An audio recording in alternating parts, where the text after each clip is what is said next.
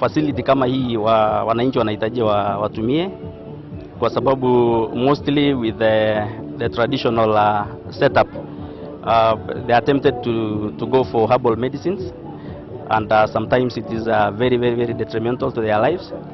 So we urge the population that we use the facility here that we have, because currently we offer almost all services that we treat all ailments. Tuko na mama saizi nikisimama hapa antenatal mothers wako karibu 80. Breastfeeding mothers the same. But the problem, hatuna madawa kwa county, hatuna maji. Facility yetu ya maternity, we cannot deliver anybody because we don't have anything. We also do family planning, implants, depots and pills.